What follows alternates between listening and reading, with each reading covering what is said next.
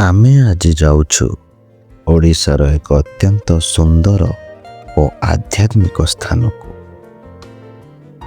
ପାହାଡ଼ ଓ ଘନ ଜଙ୍ଗଲ ମଧ୍ୟରେ ଲୁଚିଥିବା ଏକ ଶାନ୍ତ ସ୍ଥାନ, ଯେଉଁଠି ପହଞ୍ଚିଲେ ମନ ଆପେ ଆପେ ଶାନ୍ତ ହୋଇଯାଏ।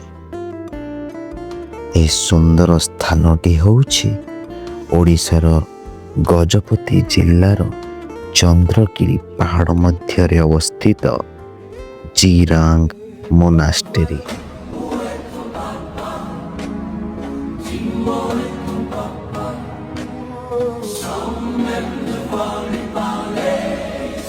ମୁଁ ଆଜିର ଏହି ଯାତ୍ରା ଆରମ୍ଭ କରିବି ମାଲକାନଗିରି ଠାରୁ। ମାଲକାନଗିରିରୁ ଜିରାଙ୍ଗ ପ୍ରାୟ 7-8 ଘଣ୍ଟା ଯିବାକୁ ଲାଗିଯାଏ। ଏହି ଯାତ୍ରାରେ ଆପଣ ଦେଖିବେ ପାହାଡ଼, ଘାଟି, ଘନ ଜଙ୍ଗଲ ଓ ଅଦ୍ଭୁତ ପ୍ରକୃତି।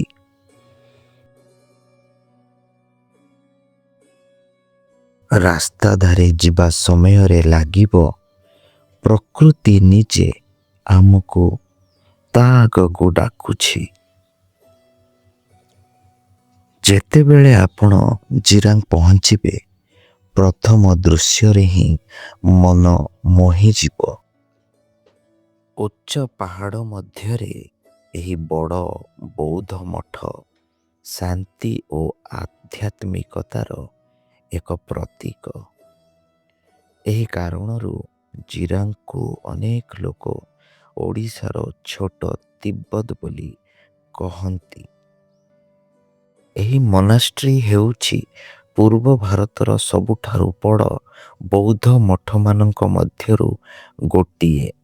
ଏଠାରେ ଆପଣ ଦେଖିବେ ପ୍ରାର୍ଥନା ବାନା, ବୌଦ୍ଧ ସଂସ୍କୃତି, ଧ୍ୟାନର ଏକ ଶାନ୍ତ ପରିବେଶ। ଏହି ସ୍ଥାନକୁ ଉଦ୍ଘାଟନ କରିଥିଲେ ଦଲାଇ ଲାମା।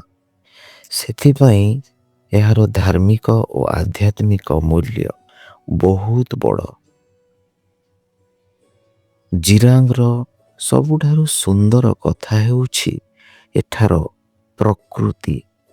ପାହାଡ଼ ଉପରେ ଧୀରେ ଧୀରେ ଚାଲୁଥିବା ପବନ, ପକ୍ଷୀମାନଙ୍କର ମିଷ୍ଟି ଶବ୍ଦ, ଚାରିପାଖରେ ଥିବା ସବୁଜ ପରିବେଶ। ଏଠାକୁ ଆସିଲେ ଲାଗେ ଜୀବନର ସବୁ ଚିନ୍ତା କେଉଁଠି ହଜିଯାଇଛି। ଯଦି ଆପଣ ପ୍ରକୃତିକୁ ଭଲ ପାଆନ୍ତି, ଯଦି ଆପଣ ଶାନ୍ତିକୁ ଅନୁଭବ କରିବା ପାଇଁ ଚାହାନ୍ତି, ତେବେ ଜିରାଙ୍ଗ ନିଶ୍ଚୟ ଥରେ ଆସନ୍ତୁ। କେବଳ ଏକ ଟୁରିଷ୍ଟ ପ୍ଲେସ୍ ନୁହେଁ, ଏହା ହେଉଛି ମନକୁ ଶାନ୍ତ କରିବାର ଏକ ସ୍ଥାନ। ତେବେ ବନ୍ଧୁମାନେ, ଯଦି ଆପଣ ଓଡ଼ିଶାର ଏକ ଅଲଗା ଓ ସୁନ୍ଦର ସ୍ଥାନ ଦେଖିବାକୁ ଚାହାନ୍ତି, ତେବେ ଜିରାଙ୍ଗ ନିଶ୍ଚୟ ଆପଣଙ୍କ ଟ୍ରାଭେଲ୍ ଲିଷ୍ଟରେ ରଖନ୍ତୁ। ଏହି ଭିଡ଼ିଓ ଭଲ ଲାଗିଲେ ଲାଇକ୍ କରନ୍ତୁ, କମେଣ୍ଟ କରନ୍ତୁ ଓ ସେୟାର କରନ୍ତୁ।